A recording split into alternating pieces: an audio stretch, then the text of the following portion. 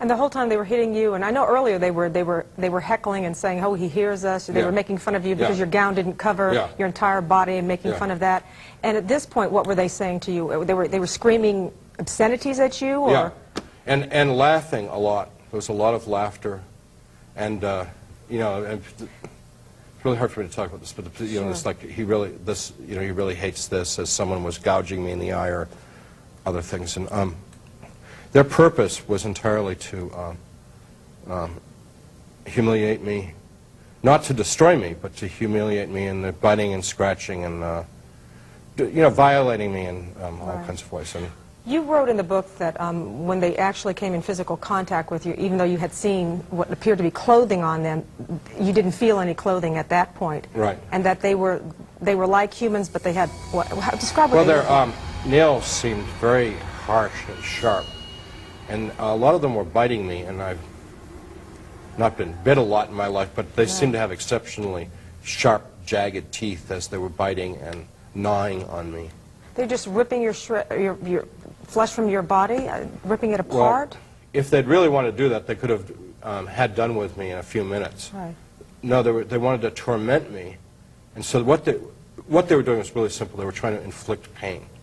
And it was clear to me that these people had no, what we would think of as compassion, no love, no human sensation of their own. So what they were doing was they were feeding off my pain, if that makes any sense, that gave them pleasure. It gave them some kind of pleasure to get as much pain out of me as possible. And so they were trying to prolong that as much as possible. How would you describe that kind of pain? You went through excruciating pain in the hospital, obviously. Yeah. Was it 10 times worse than that, or? It was much worse physically, but what hurt more about it was them doing it to me. You know, as a human being and as a man, and they did a lot of unspeakable things to me, which are just how could someone do this to you? That's what hurt more. Their utter lack of any interest in me other than to hurt me is what really hurt, more than the physical pain. And this just went on and on and on and on and on. I don't ever think about it, because if I even get close to it, I get really upset. So, and there are certain things in the world that I don't like because they remind me of it. And you wrote that it actually traumatizes you when you think about. Yeah, and like I can't go to a bar and stuff because the noise in there and stuff. It's too. It's not the same, but it's just a little bit of comparison between the kind of frivolity of a bunch of drunks in a bar, you know, to what I experienced there. I don't like really loud music because of it. But anyhow, so I was lying in that place, all torn up, broken up, beat up, but more importantly, emotionally destroyed.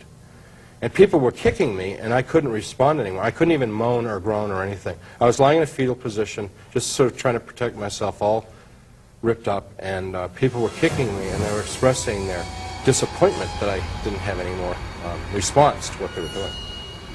And I heard, strangely, my voice, although I distinctly did not say it, pray to God. And I thought to myself, being an atheist, like, what a dumb idea. I don't believe in God. And the second time, pray to God. And I thought, I haven't prayed, you know, in my adult life. I had stopped praying when I was like 15 or something.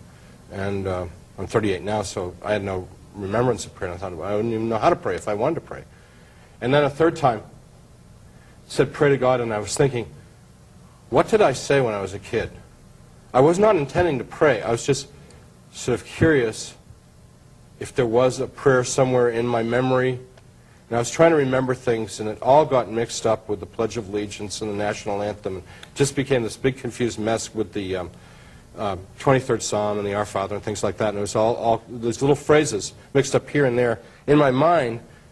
And really wanted to grasp at some of this stuff. I wanted to recall this. And I accidentally muttered a couple phrases, and the people around me could not bear to have the mention of God. And they told me so in the most filthy, horrible language that they wanted me to stop, to not talk about God, and now they were going to really hurt me if I didn't stop. But because it was so repulsive to them and literally pushing them into the darkness, it encouraged me to try and... So I was just trying to think of phrases from these memories, and they're screaming and yelling at me to stop, and I'm trying to remember these things, and eventually I'm all alone in that place. And it's hard for people to understand, but I was left alone in that darkness, in my gore and in my pain, forever and ever and ever. And it's impossible to talk about. But that was the real hell. Because you knew. And you wrote in your book that you were in the sewer of the universe. Yeah, and I knew that I was going to be there forever. You know, and it was so bad being alone in that place that it was even like, well, maybe some of them will come back. You know, not all of them, but maybe, you know, I mean, you know, anything but just to be here. And as I looked over my life, I thought about what a failure I had been in terms of I had not been a good husband, I had not been a good father, I had not been a good teacher. Because the reason why I wasn't because I was always obsessed with what's in it for me. I was not the great artist that I'd hoped to be. I was just a mediocre artist, you know, at a mediocre university.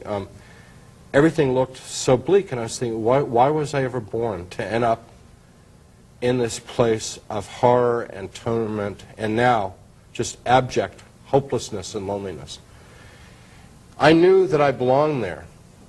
There was absolutely no sense that, you know, they got the wrong guy, or you know, I'm innocent, you know. I knew that the people that had attacked me earlier had been people like me.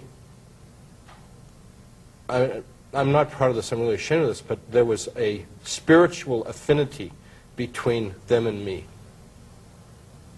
They were like soulmates, if you will. And that my only hope in this place was to somehow become one of them and no longer be their victim. But I didn't want to do that either because I hated them and I hated what they stood for and I hated their darkness and their cruelty and all that. And so the situation seemed to be so completely hopeless. I knew that I was never going to see my wife again. I was never going to see the world again. I didn't know where I was, but I knew that I was in the garbage heap. I was in the cesspool. And I knew that when you die, your consciousness and who you are keeps going. Mm-hmm. And it was going to go on forever. I knew that I could never be extinguished. And what were you thinking about God at that point? I got the strangest, vivid memory in my mind of myself as a child, maybe like 8 years old, sitting in a Sunday school classroom, and we were singing Jesus Loves Me. And not only did I get the memory of myself as a child doing this, but I could also feel what I had felt as a sweet, innocent child. Just as simple as possible, that there was a goodness in the universe, unknowable goodness, much greater and bigger than anything that we could understand out there. And its name was Jesus, and that this goodness really cared about me, really loved me. I mean, not generically, but specifically cared about me, this really great, wonderful, I hate to call him a man, but this personage, Jesus, who was unlike any human being in his greatness and his power and his goodness. So this inspiration was being given to you at this point then? Okay. And it was a very powerful memory. Well, you can imagine, as deep in despair as I was, this was like, and this would be like giving the Hope Diamond to a pauper on the street. I mean, this is like, you know, I'm going to go for this because this is like the first ray of hope I've seen in this whole scenario.